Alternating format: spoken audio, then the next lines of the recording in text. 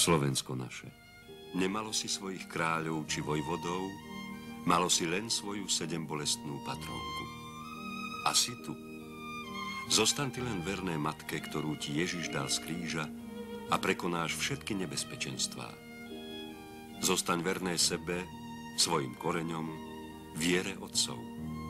Inej cesty pre teba niet. Bolestná matka pod krížom. To sú prvé chvíle jej nového materstva, keď ju Ježiš z kríža ustanovil našou matkou. Meč bolesti preniká jej srdce a ona týmto raneným srdcom sa pripája k výkupnej obeti svojho syna. Tu pod krížom získalo jej nepoškvrnené srdce tú silu, že mohla vo Fatime povedať: nakoniec moje nepoškvrnené srdce zvíťazí. Preto nám ho mohla ponúknuť ako bezpečné útočisko pre najťažšiu dobu duchovného boja dejín. Práve vtedy, keď jej srdce prebodol meč bolesti, vtedy sa sedembolestná stala Fatimskou, ktorá prichádza na začiatku nášho storočia volať svoje deti do boja za konečné víťazstvo Boha vo svete.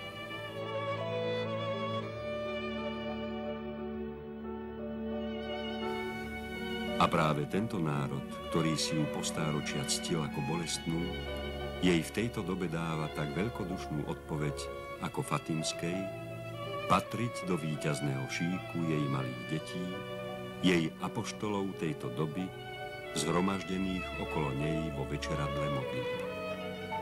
Milovaní synovia, takú mám radosť, keď vás vidím tu, zjednotených ako mnohých bratov, ktorí sa milujú, aby ste sa modlili so mnou vo večeradle, ktoré podivuhodne obnovuje večeradlo v Jeruzaleme.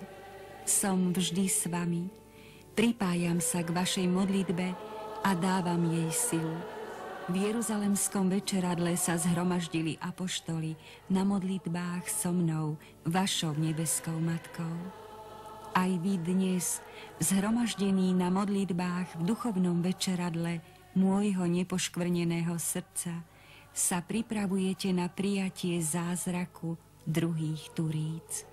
Ani Ježiš nezostal v hrobe, ale vstal z mŕtvych a sedí po pravici Otca. Ani Mária nezostala bolestná pod krížom, je na nebo vzatá a ako Fatimská vedie vykúpené ľudstvo k víťazstvu viery. Ani Slovensko nezostalo v minulosti, ale ide so svojou patrónkou v jej súčasnosti, keď ona silou svojho obetovaného nepoškvrneného srdca vybojúva najväčšie víťazstvo nad Božím protivníkom. Keď dnes Slovensko ponúka kráľovskú korunu víťaznej nebeskej veliteľke, Fatimskej panne Márii, to korunuje svoju stáročnú patrónku, ktorá dnes vstala spod kríža splniť úlohu, ktorú jej v tomto storočí zverila Najsvätejšia Trojica. A jej verný národ, ktorý si ona chránila a zachovala, ide s ňou ako svojou kráľovnou a veliteľkou. Pripája sa k jej dielu mariánskeho kňazského hnutia. Lebo práve s týmto svojim dielom chce Mária uskutočniť vo Fatime prisľúbené víťazstvo. Vy ste plodom onoho môjho zjavenia. Vy ste uskutočnením tohoto môjho posolstva. Vtedy som predpovedala časy straty pravej viery a odpad, ktorý sa rozšíri vo všetkých častiach cirkvi. Prežívate časy, ktoré som vám predpovedala. Vy ste znamením mojej prítomnosti v časoch očisty a veľkého súženia. Skutočne vás volám, aby ste sa pripojili k môjmu dielu mariánskeho kňazského hnutia, ktoré som ja sama rozšírila do všetkých končín zeme. Tento rok veľkého jubilea Ježiša Krista je tým prahom nádeje, ktorý nás Svätý Otec i Nebeská Matka volá prekročiť, je prahom nádeje novej éry.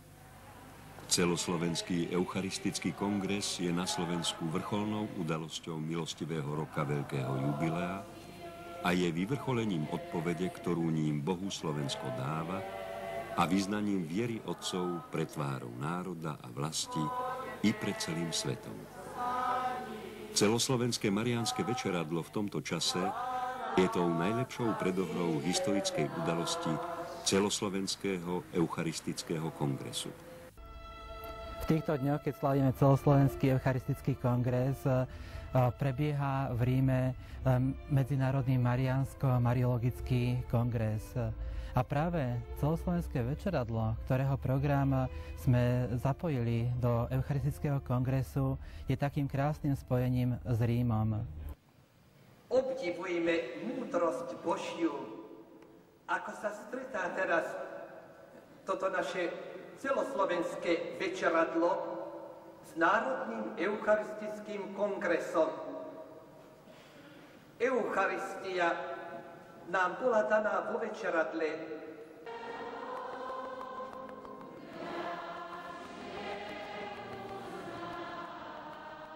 Nikdy by nás nebolo napadlo dať celoslovenské večeradlo Mariánskeho kňazského hnutia na termín Celoslovenského eucharistického kongresu. To je hlavné podujatie jubilejného roku na Slovensku. A tak prvá myšlienka bola hľadať nový termín. Ale potom, ako by sa nám ukázal výjav z prorockého sna Dom Boska, keď videl tie dva stĺpy blízo seba, mariánsky a eucharistický, pri ktorých sa má cirkev zachrániť. Či aj na Slovensku nám nie je ukázané, kde sa cirkev zachráni pri týchto dvoch stĺpoch, pri mariánskom a eucharistickom.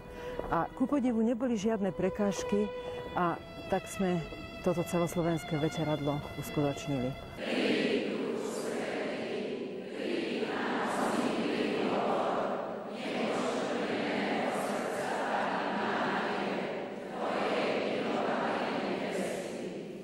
Všetkých vás pozdravujem láskou nepoškodeného srdca Panny Márie. Tu v tomto starobilom dome uskutoční sa to pravé večeradlo a Matka Božia bude s nami prítomná, aby nás ona viedla k tej opravdivej eucharistickej úcte.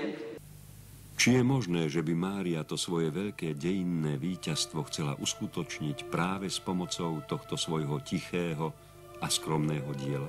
Chcela ho uskutočniť obrátením celého ľudstva. Preto v mnohých svojich zjaveniach nášho storočia volá k obráteniu, modlitbe a pokániu. Keby bolo ľudstvo prijalo jej výzvy a obrátilo sa k Bohu, už to by bolo ono víťazstvo a nič iné by nebolo potrebné. Nestalo sa tak. Ľudstvo naopak, ako by sa stále viac vzdiaľovalo od Boha.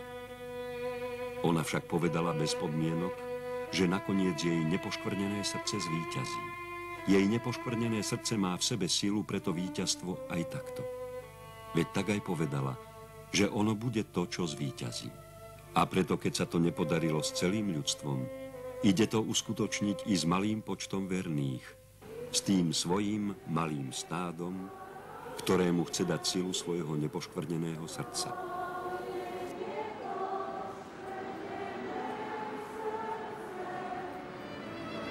Nastala chvíľa, keď sa musí ukázať v celej svojej sile a lesku vojsko, ktoré som si svojim mariánskym kňazským hnutím v tichosti a v skrytosti sformovala vo všetkých častiach sveta. Tak sa začína jasne črtať plán malého stáda, ktoré zostane verné Kristovi a jeho cirkvi, lebo je celé chránené v záhrade môjho nepoškvrneného srdca.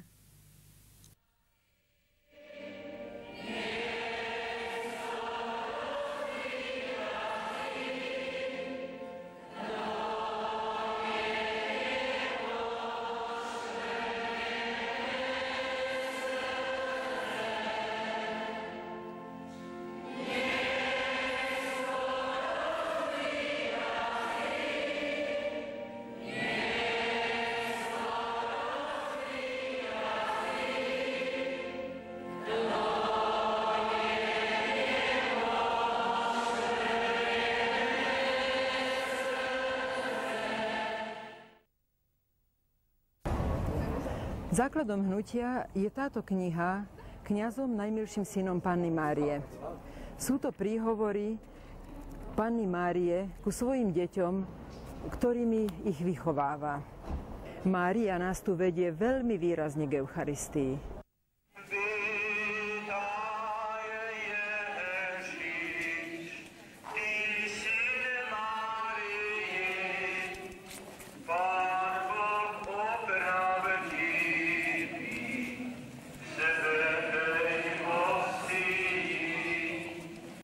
Láska k Eucharistii, k Ježišovi, k cirkvi, ku ktorej nás tu ona privádza, má tú kvalitu ako lásky, ktoré dieťaťu vštepí matka.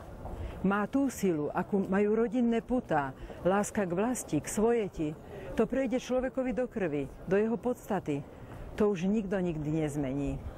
Takúto lásku dáva tu Mária svojim deťom k Bohu, k nebeským veciam.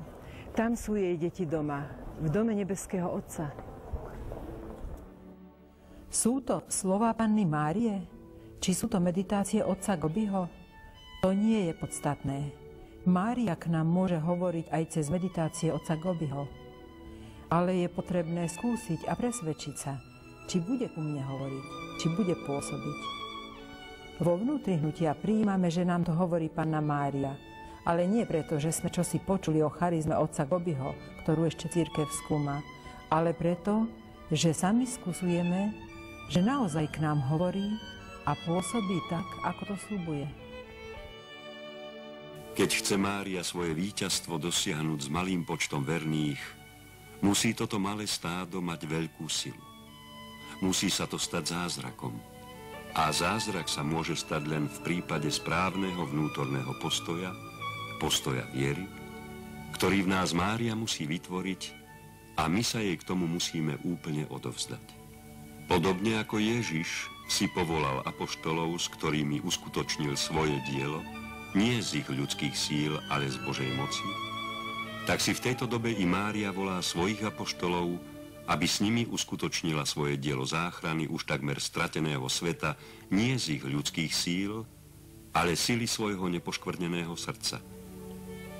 Zhromažďuje ich vo večeradle, tu sa pripája k ich modlitbe a tak dáva ich modlitbe silu svojej modlitby na vyprosenie nových turíc. Ona to zažila, čo dokázal Duch Svätý na prvé turíce, ako zmenili slabých apoštolov, ale i tých ostatných vonku na krotkých baránkov.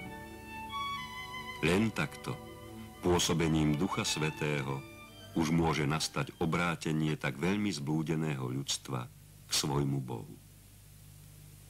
Je potrebné nové a univerzálne vyliatie Ducha Svätého, aby ste dospeli do tak veľmi očakávanej novej doby. Treba, aby skoro prišli druhé turíce. Druhé turíce môžu prísť iba v duchovnom večeradle môjho nepoškvrneného srdca. Pre túto obnovu dnes pozývam celú cirkev, aby vstúpila do večeradla, ktoré vám pripravila nebeská Matka pre poslednú dobu. Môžete tam vstúpiť úkonom zasvetenia sa môjmu nepoškvrnenému srdcu. Zasvetenie sa vo všeobecnosti je úkon, ktorý v sebe skrýva veľké nadprirodzené dôsledky. Vieme, že v krstnom zasvetení pre výkupnú obetu Ježiša Krista sme sa stali Božími deťmi a nepatríme už k kniežaťu tohto sveta, ale Božiemu kráľovstvu. Platí to v nebi a musí to uznať i peklo.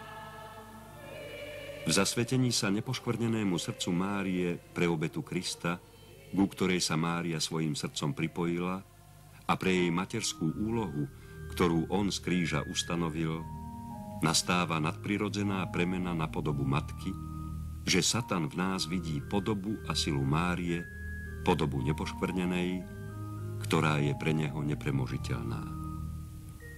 Je to nadprirodzená skutočnosť, ktorá v boji proti Satanovi platí a takto pri konečnom zúčtovaní Mária so svojím malým stádom preváži veľkú prevahu hriešnosti, ktorú Satan vo svete získal. Je mojou materskou úlohou voči vám zaodieť vás svojou vlastnou nepoškvrnenosťou.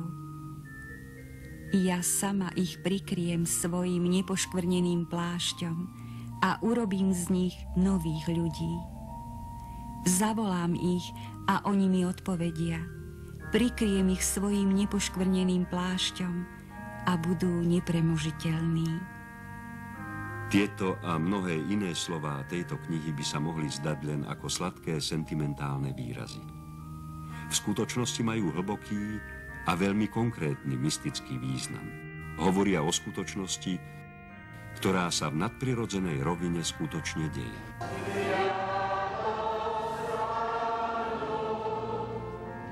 Aby ste poznali toto moje pôsobenie, musíte mať oči dieťaťa, ducha dieťaťa a srdce dieťaťa. Musíte zase byť prostý, pokorný, oddaný, chudobný a čistý. Musíte opäť byť naozaj tými maličkými, ktorým budú odhalené Božie plány, tajomstvá Božieho kráľovstva.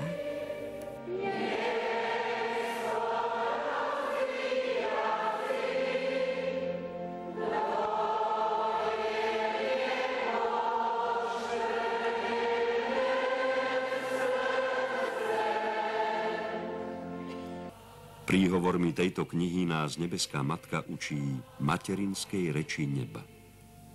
A to všetci dobre vieme, čo znamená materinská reč. Žiadnej inej reči ani z najlepšie zostavených kníh sa nikdy nenaučíme tak, ako nás naučila matka, ako len v nej dokážeme chápať a cítiť. Matka to dokáže tak prirodzene a nebadane, len hovorí a hovorí. A tak vštepí dieťaťu reč, ktorej bude celý život všetko najpresnejšie rozumieť. Nebeská matka nás takto učí rozumieť veciam neba a byť v nebi ako doma. Treba povedať, že matka tu nenahrádza katechézu cirkvi. Veď aj tí, ktorých matka naučila materinskej reči, sa potom v škole učia gramatiku. Ale ako ľahko sa ju učia, keď jej pravidlá už doteraz vedeli používať. Po výchove nebeskej matky sa katechéza stáva záľubou. Ty, čo sa snažíš z kníh a poučiek naučiť materinskej reči neba, ale stále v nej nedokážeš myslieť a cítiť, skús sa dotknúť matky, jej sprítomnenia. Pohľaď ju, odváž sa k detinskému gestu, dvihni k nej ruky. Ježiš ti dal z kríža matku, dal ti ju z kríža spolu s vykúpením. Ona ťa naučí materinskej reči neba, ani nevieš ako, a tá reč bude v tebe. Bude súčasťou teba a ty súčasťou neba. Po atentáte ja som mu daroval túto sochu Panny Márie. Tak túto sochu, to bolo 22. augusta 81. po atentáte, keď prišiel zo špitála, ju požehnal. Potom ju poboskal na srdce. Ktorý biskup by mal odvahu jednu sochu poboskať v verejnosti na srdce. A potom ostal takto, toto je tretí záber, ostal takto, ako by v rozhovore s ňou. Príhovory tejto knihy, to mnohé hovorenie matky, to je vlastne a predovšetkým materinská výchova. Tu sa netreba zastavovať pri výrazoch, ak sa zdajú byť sladké.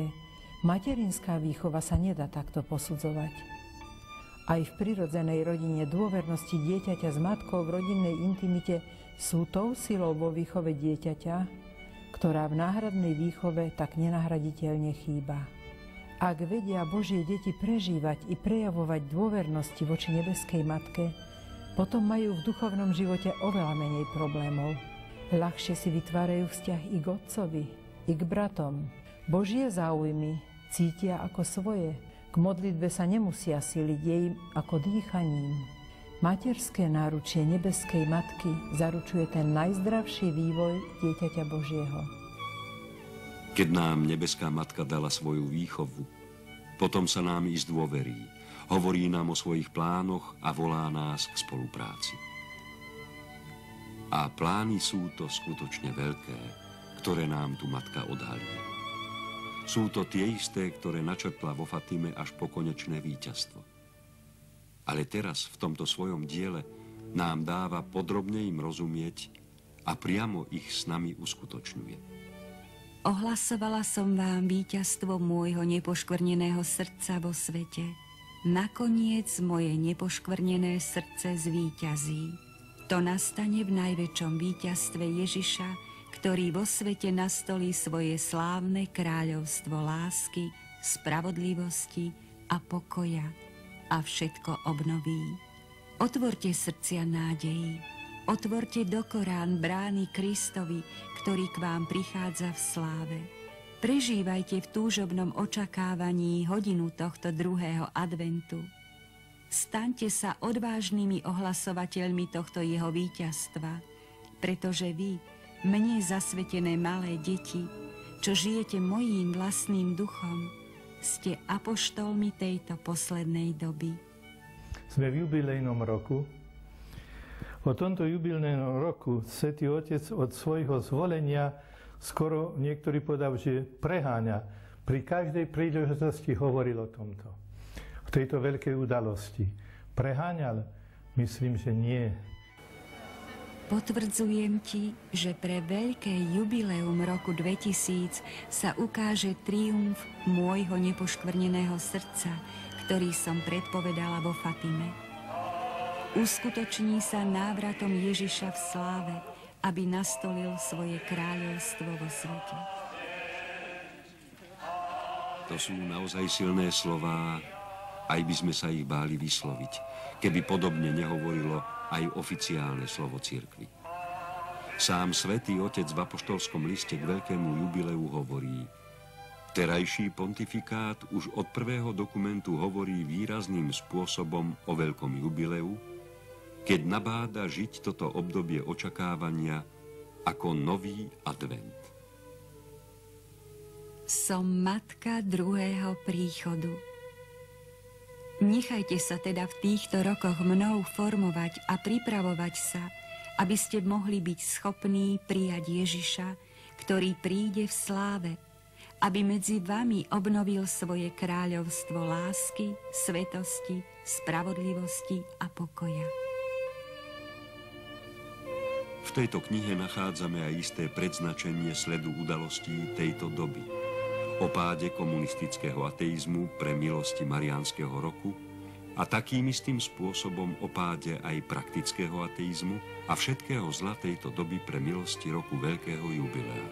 A je pozoruhodné, že aj toto zaznieva i v oficiálnom slove pápeža v apoštolskom liste Tertio Millennio Adveniente, kde hovorí: Mariánsky rok bol takmer ako v predstihu slávené jubileum, lebo mal v sebe veľa z toho, čo sa plne vyjadrí v roku 2000. Je ťažké nezdôrazniť, že Mariánsky rok bezprostredne predchádzal udalosti roka 1989. A na inom mieste hovorí o, citujem, príprave novej kresťanskej jary, ktorú odhalí veľké jubileum. Cirkev tu bola roky prenasledovaná. Dnes je cirkev zdanlivo slobodná, ale bojuje pri plnení svojho poslania s prekážkami praktického ateizmu. Potom chápete, ako pád komunizmu, ku ktorému došlo v roku 1989, v dôsledku osobitného zásahu môjho nepoškvrneného srdca, je iba znakom a závdavkom môjho úplného a najväčšieho víťazstva. Toto víťazstvo nastane s pádom praktického ateizmu na celom svete, porážkou slobodomurárskych a diabolských síl, rozbitím veľkej moci zla a úplným víťazstvom Boha vo svete. Z vody zlého sa stali tak zákernými a nebezpečnými, že môžu oklamať každého. Môžu padnúť i dobrí. Nikdy nepadnú tí, ktorí sú stále s pápežom. Slovensko naše. Aj teba trápia neduhy tejto doby. Nerozumejú si ľudia v jednej rodine, v jednej obci, v malom národe. Všetko je rozdelené a delí sa ďalej. Ľudia hovoria jednou rečou a nerozumejú si. Toto babylonské zmetenie jazykov je dôsledkom vzdialenia sa od Boha. Je to vláda jeho protivníka.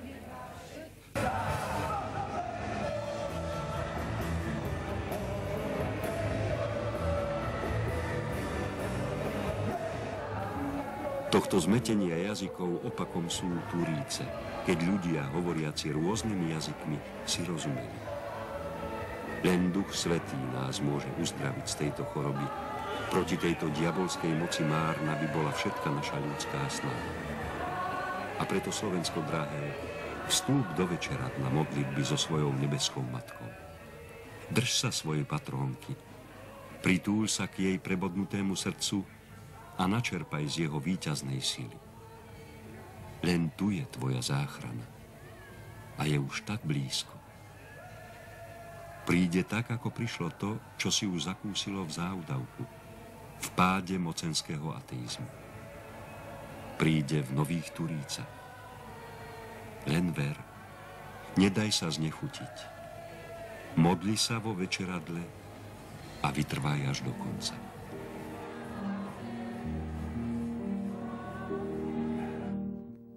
Prísľub s Fatimy, nakoniec moje nepoškvrnené srdce zvíťazí, máme istý. Aj keď ešte prežívame mnohé zlo a utrpenie, ktoré bolo predpovedané pred týmto víťazstvom. To všetko má v Božom pláne svoj význam, ako malo Ježišovo utrpenie. Dnes už, a to najmä vo svetle modrej knihy, vieme, že vo Fatime nám Matka Božia prišla predpovedať tú udalosť, o ktorej hovorí katechizmus katolíckej cirkvi. Pred Kristovým príchodom musí cirkev prejsť poslednou skúškou, ktorá otrasie vierou mnohých veriacich. Cirkev vojde do slávy kráľovstva len cez túto poslednú veľkú noc, v ktorej bude nasledovať svojho pána v jeho smrti a v jeho zmrtvých vstaní. Kráľovstvo sa teda neuskutoční dejinným triumfom cirkvi na spôsob postupného pokroku, ale víťazstvom Boha nad posledným útokom zla. Ježišovo bolestné utrpenie sa obnovuje v týchto posledných časoch, v ktorých na všetkých prichádza veľká skúška. Obnovuje sa bolestné utrpenie pre cirkev, jeho mystické telo. I ona je volaná, aby vstúpila do Getseman svojej agónie. I ona poznáva, čo je to bosk zrady, zapretia a odpad časti tých, ktorí patrili k nej. I ona musí ochutnať všetkú trpkosť svojho kalicha. I ona je križovaná a obetovaná, aby sa naplnil plán nebeského Otca. Nadišiel teraz čas vášho bolestného utrpenia, ale nedajte sa ovládnuť obavou ani strachom. Ja som pri vás, ako som stála pod krížom. Som po vašom boku v hodine bolestného utrpenia, ktoré sa obnovuje pre vás, najmilší synovia, pretože i dnes stojím pod vašim krížom, aby som splnila úlohu matky nového času, ktorý sa rodí z vášho bolestného utrpenia. Som zvlášť po boku môjho pápeža, ktorého sama vediem, riadím a obetujem. A tu sa nám priam vynára obraz tretieho fatimského tajomstva, ktoré bolo v cirkvi len nedávno zverejnené. Jeho prvý obraz hovorí o výzve k pokániu a o tom, že za jej prijatie mohla nebeská matka lúčmi svojej ruky zhasínať plamene ohnivého meča, ktoré chceli zapáliť svet. Tak mohla zadržiavať trest, ktorý si ľudstvo svojou hriešnosťou na seba privolalo. Ale druhý obraz hovorí o tom, že tento trest musí vziať na seba cirkev. A tu ju vidíme v čele s pápežom vystupovať na vrch Kalvárie.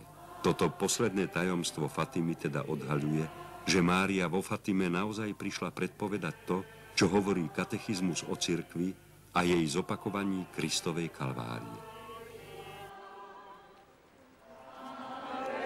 Svätý Otec pred 3 rokmi v Poľsku odložil, čo mal napísané na papieri, a začal vyprávať tak od srdca k srdcu, čo je známe, že po jeho zvolení sám kardinál Vyšinský mu povedal: tvojou úlohou bude viesť ľudstvo do 3. tisícročia, čiže tejto oslaviť toto veľké jubileum, túto veľkú udalosť. On ale sa obrátil potom na veriacich: ja som ale už starý, aj slabší. Pomáhajte mi splniť túto úlohu, tento Boží plán, ktorý on považoval za smysel svojho pontifikátu. A všetci samozrejme začali kričať: pomôžeme a spievať stoliat. A Svätý Otec, nemal okuliare, tak nemusel, ale si utieral slzy. Keď dospievali, tak ešte výraznejšie povedal, ale musíte sa modliť na kolenách, aby som ja túto úlohu ozaj splnil podľa vôle Božej. A si poklakli na kolenách. A bol vyslyšaný. Dostal svetlo a porozumel, čo je Božia vôľa, ako má splniť túto svoju úlohu, ako má voviesť ľudstvo do 3. tisícročia. Zveriť ho srdcu Panny Márie. Svätý Otec osobne vložil toto do programu veľkého jubilea, a to v čase jubilea biskupov, priamych nástupcov apoštolov. Kde je biskup, tam je cirkev. Práve 7. 8. októbra prišla znovu socha Panny Márie z Fatimy a bola na námestí vyložená a tam v sobotu večer sa všetci Svätý Otec predmodlieval, modlili Svätý Rúženec, rozjímavý Svätý Rúženec. Bolo to čosi, čo Svätý Otec aj povedal v kázni, ako keď boli všetci apoštoli vo večeradle zídení spolu s Máriou, Matkou Ježišovou, zjednotení v modlitbe, kde spolu všetci biskupy, 1500 biskupov, to sa ešte nikdy nestalo, spolu celebrovali so Svätým Otcom a potom recitovali zasvetenie, kde odovzdávali tými istými slovami, ako Pán Ježiš z kríža, keď povedal: žena, hľa tvoj syn. Od dneška celá cirkev je totus tuus, celkom tvoj, odovzdaný tak, ako svätý Ján ju zobral za svoju matku. Prvý bol, ktorý si ju zobral ozaj totus tuus, svätý Ján Apoštol, druhý je terajší svätý Ján Pavol II. Áno, keď sa v tejto dobe opakuje Kalvária, aj toto sa muselo zopakovať. Svätý Otec to naozaj pochopil, čo je úlohou jeho pontifikátu. Vystúpiť na Kalváriu a odovzdať ľudstvo matke. Už môže povedať, čo povedal Ježiš hneď po tomto úkone. Dokonané je. Ako v iných dobách, aj v tejto dobe, a zvlášť v tejto rozhodujúcej dobe, musí byť svet pokropený krvou mučeníkov, ako ukazuje jej záverečný obraz 3. tajomstva. Ale v tejto dobe hriešnosť je tak veľká, že všetci Boží verní by museli podstúpiť mučeníctvo. A nezostalo by už na svete nikoho, kto by mohol ešte preniesť evanjelium do budúcnosti. Nebolo by budúcnosti. Kristus by sa nemal kam vrátiť v sláve. Teraz chápeme, prečo nám Matka hovorí, že Satan si je už istý svojim víťazstvom. On ale nepozná tajomstvo, ktoré ukrýva nepoškvrnené srdce Márie. Doňho on nikdy nevstúpil. A preto má z neho hrôzu. V tomto srdci je ukrytá sila, ktorá mu aj toto jeho víťazstvo vytrhne z rúk. Že ako? Aj to nám tu Matka vyjavuje. Vo svojom nepoškvrnenom srdci môže zo svojich detí urobiť plnohodnotných mučeníkov a pritom ich zachová pre novú éru ako apoštolov novej evangelizácie.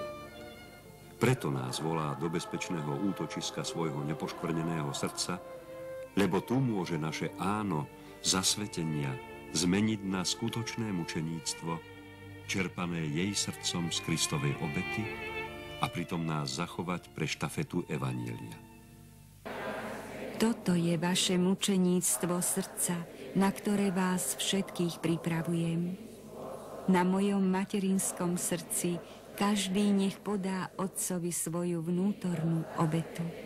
V tomto srdci ste malými deťmi, ktoré vediem k vnútornej miernosti, aby ste na pozvanie môjho syna, ktorý vás spája so svojou obetou, mohli odpovedať: áno, moji najmilší synovia, povedzte ho so mnou, toto svoje áno, Otcovej vôli. Potom skoro uvidíte, ako nastáva ráno nového sveta, očisteného a obmytého vašou zmiernou obetou. Slovensko, počúvaj Matku. Čím viac splatíš dlhu vo večeradle, tým menej musíš zaplatiť krvou a utrpením. Sú to naozaj veľké veci, ktoré sa idú uskutočniť. A my sme k tomu povolaní. Najlepšou učiteľkou pre veľké Božie veci môže byť Mária. Ona urobila tak veľkú vec, že priviedla na svet Spasiteľa. Pritom neurobila v živote nič veľké, len dala Bohu svoje úplné áno. Ostatné vykonal Boh. Musíte ísť tou istou cestou, ktorou šla vaša nebeská matka. Učím vás hovoriť stále áno na to, čo Ježiš od vás žiada. Tie najväčšie veci v dejinách spásy musí urobiť Boh. Potrebuje k tomu však ľudské áno.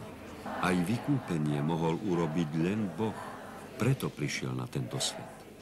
Ale musel sa stať človekom, aby mohol dať to ľudské áno Otcovej vôli.